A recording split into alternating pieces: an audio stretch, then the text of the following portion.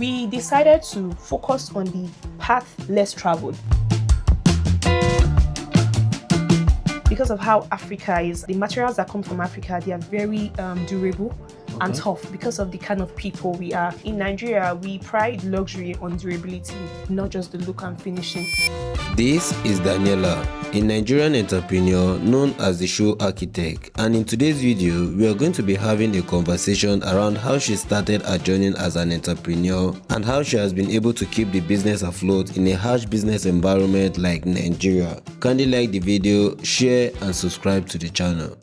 What's up everybody? Today we are in Abuja, Nigeria, and we are here to meet the CEO of DNL Africa Limited. It's nice to meet you, Ma. Thank you. Can you tell us how you come about the idea of this company?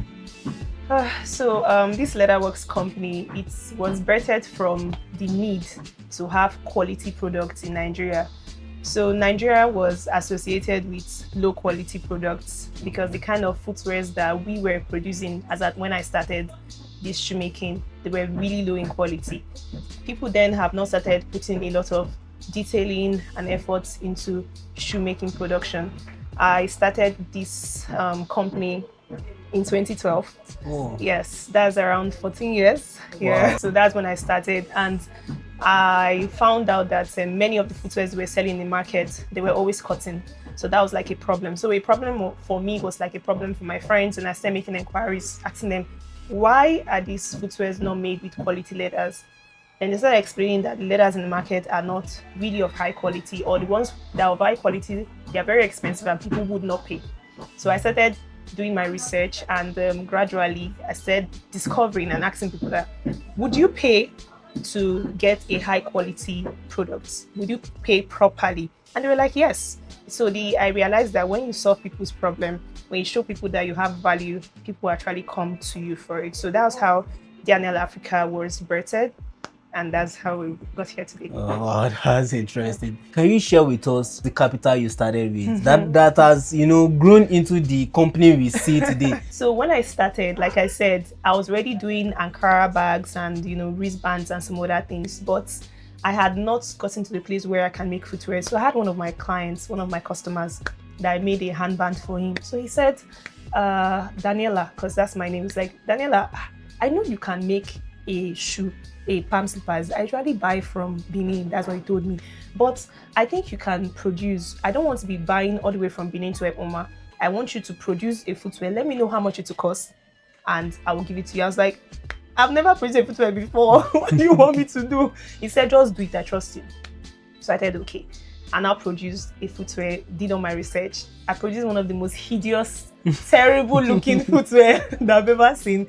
It was very terrible. And then I was not the kind of person to go and sit under someone to learn. I was not used to that. I didn't have that patience. So I just felt I could learn anything by trying dismantling shoes. I dismantled footwear. How did they do it? I put it back together. So that was how I learned. I produced footwear for 5,000 Naira was what I spent as far back as 14 years ago. You can imagine how 5,000 Naira could feed 5,000 you is a lot for of a money full week. now. I spent 5,000 Naira. And how much were they selling the ones in the market? 1,500, 600, 800. And guess what? I could not find him. So it was a loss. It was terrible. But looking back to that day, I'm so glad I tried it out. After that, I got scared and I dumped it. I did not try to make footwear again. Really? For the next few months. So because I had an idea of how I wanted people to perceive my business, and I've done try and error, I've produced some things, I've done Ankara stuff. So what I decided to do was that I was not going to just post out and say, I am producing footwear, so just like that, like a normal shoemaker. Oh, really? What I wanted to do, I did a proper photo shoot. I went to get models for the footwears I made. I made like 12 pairs. I went to get models. I went to meet my friends, went to look for people that got a photographer, got a director of photography. So people were not anticipating it. So when I finally released it, people already perceived me as a big shoemaker. That was my error. Oh. I wanted to start big. It's good to start big when you know your ropes. I didn't know how to make shoes. Yet I posted that I was a professional. And then you got I got the publicity, but others started coming in, and guess what? I did not know anything how to make footwears.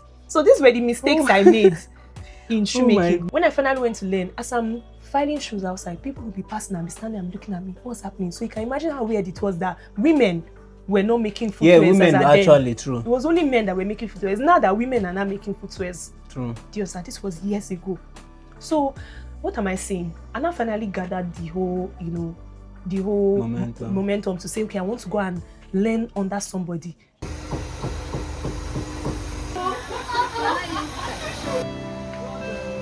What would you say is the signature piece, of the company?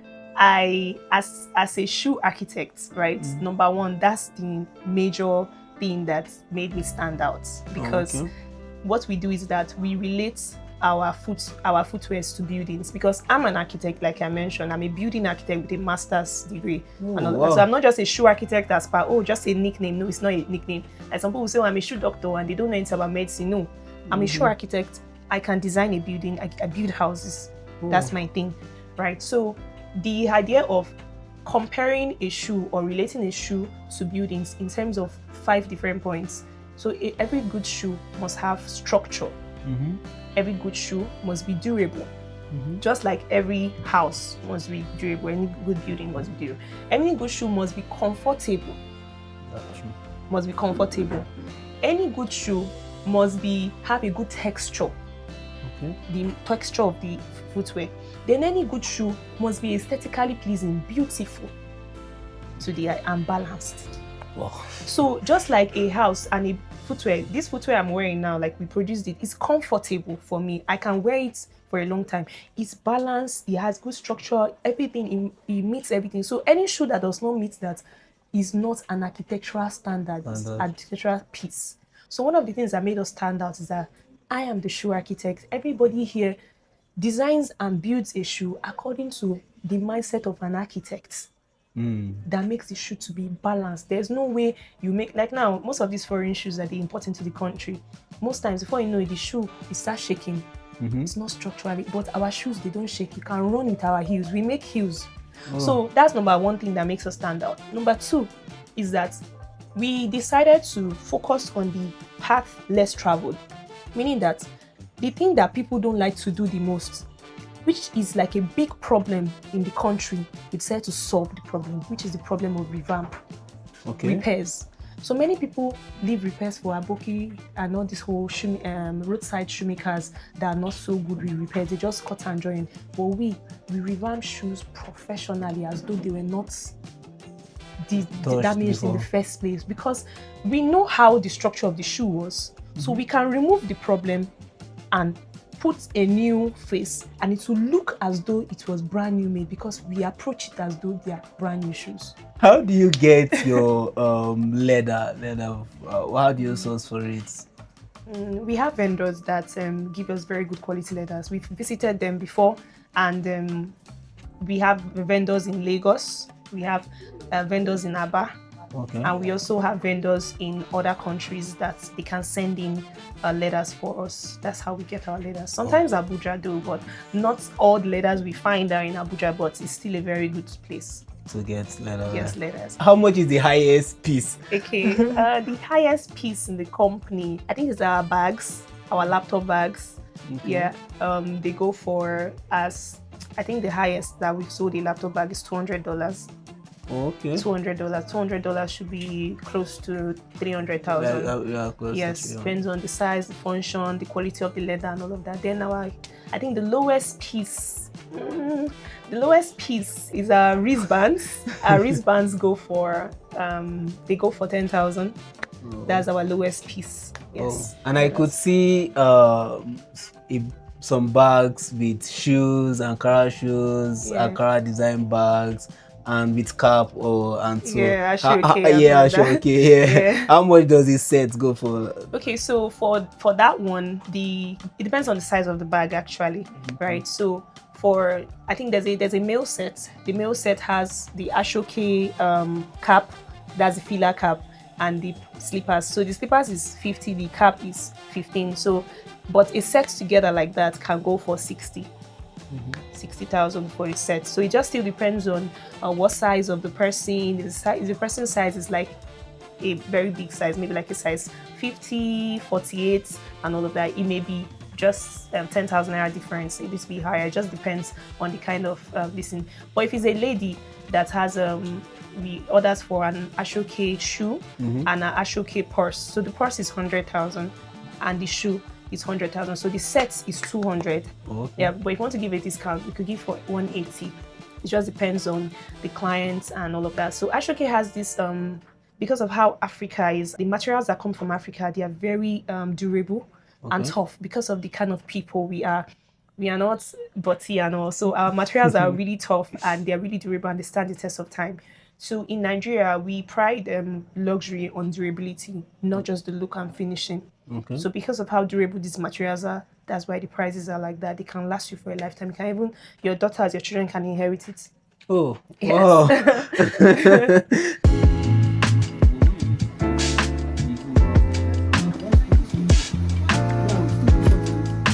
What are the major key challenges you guys face as a company? Okay, so I've always been a social media person. We had a lot of challenges of people who their mindsets only where it was just okay to walk into a shop and pick up what they want. They did not really like to order online because there's still a large percentage of the population that they don't buy things online. Okay. They just walk in. So that percentage of the population, we don't have them yet. Okay. People who walk into shops, we don't have them yet. Oh. Yeah, so we just have people who order online. But thankfully, the percentage of people who are ordering online are more than the people who walk into shops right now. So that's why we have customers. So before, we're not having constant customers because initially we're not doing revamp. Revamp is just about 3 years old. Yeah, we're just producing new footwear and we're putting them bespoke. I was just a bespoke shoemaker. You know what a bespoke is? Bespoke is just when you produce only tailored to that person's specific need. You don't just produce and keep in the shop for people to come and pick up. Because I mean, I didn't have where to display. Where I want to put them. If I put them outside now, you go just reduce. I'll reduce the value. I sell higher online, but physically you'll be pricing my shoe 2,000 naira because you're seeing me face to face. You're seeing the environment in which it's being produced. So then I had a lot of issues and all of that. So when we now realized that the only way to get constant patronage was to go to cater to something that people have constant need of, which is to repair and maintain shoes. Maintenance culture in Nigeria was very bad before. But when we now show them that, look, oh, you don't need to be buying shoes every day. We can repair the shoes you have. Why don't you bring them in? And we repair, like, wow, I can't imagine. Is this quality? I don't mind paying. Is this quality? I don't mind paying. Wow. You understand? So I think that's how we cater to that. For what are your projections like for the company? Yeah, so my projections for the company, because just like we solved a solution here in Abuja, we have many people in Lagos, in Edo states, many other states, even in other countries that want us to expand towards them. So we want to welcome more investors and partnerships so that we can open up more channels in other places for major revamp, have factories so we can employ more people, and also cater to the big fit industry of Nigeria because it's not properly catered to. You know, people are saying, oh, I produce for big fit, but they don't really produce it to be as beautiful, as classy, as, you know, big fit people, it's not their fault they are big. I mean, it's a normal, natural thing. So why should they not be properly catered to? Then also, we planned that our academy would be big enough to be able to accommodate a lot of people, teach people proper rudiments of shoemaking because people are just making shoes without knowing exactly why they are doing what they are doing or what they are doing. So in the next, let's say 2 years, projections of like 2 years is fine. In the next 2 years, we should have bigger spaces for our factories, number one. We should have more branches for our factories and our outlets, more outlets. And also we should have bigger spaces and more branches of our academy in places in Nigeria. Let's touch Nigeria first. Other countries will expand to them. I mean, but you sell to other countries. Yeah, too, we sell to other countries. We ship like now some of these footwears that you're seeing here.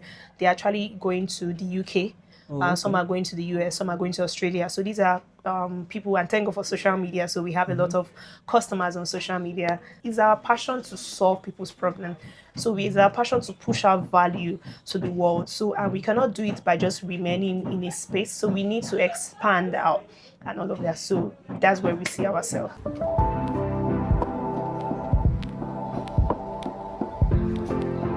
What would the advice be for people who are looking at starting something like this? Okay, so just like I forgot to mention earlier, I have an academy of people we train, like a professional academy, Leatherworks Academy. It's called DNL Leatherworks Academy, right? And we also have an accommodation space. So I usually tell my students that this craft is not a craft you go into because you are hungry. It's not a craft you go into for survival. If not, you are going to go into it as a roadside shoemaker. It's a craft you go into if you want to build into a brand. You have to treat it special. You have to give it time to grow. It needs to grow. You don't need to rush into things. If you are going into it because you want to make money, that's going to be a very wrong approach, right? The money will come, definitely. Of course, we cannot really invest in things that we are not sure that we are going to have a profit from. So you have to take everything step by step. And you're going to incur a lot of losses. You will lose money. I've lost up to 2-3 million at a go before. Really? Yes, I've lost it, like lost. I've had to do refunds to people before. So I've lost money, I've been duped before of money, I've been duped. And there was a day I was duped, I just sat down and started laughing because I was like, wow. So the most important thing is that you don't take a failure as a step backward. Once you fail, the next time you may fail again, but you are failing differently. So these are the things you give yourself time, give yourself grace, feed the company, invest in things, invest in knowledge. That's why training is never enough. Like, go and train, go and learn. Don't just say, oh, I want to start up a business. You just brag, like the mistake I made. Yeah. That's not that, hey, I want to go viral. Yeah, like that was a big mistake. Go and learn under somebody. We are currently admitting students right now. After this set, we have the next sets. Next month, we're admitting students. Even if you are far, travel down. We have accommodation for you, and it's affordable. How much is it? It's affordable. The training fee is 50,000 for a month, and in a month you will learn a lot of things. Like my students are here for 3 months, and in 1 month they are learning what they are producing now. It's after 2 weeks of teaching them. 2 weeks. 2 weeks. 2 weeks. They are already producing on their own. That means in like a month you could probably say you are producing. So I'm not things. saying that you will be perfect in a month, Okay. but the thing is that you will be, it's like constant practice that makes what perfect. But the knowledge, the main knowledge is given to you within that month. Then the next month you can learn another. So we learn one thing per month. We learn, like now what they are doing, pumps and sandals in a month. Next month they will learn heels. The third month they will learn cover shoes, and they will do practicals. They will now do exams, and it's like a proper school. Nobody's wasting your time and say, just they look me. That's not how to teach. You teach with curriculums. You explain why.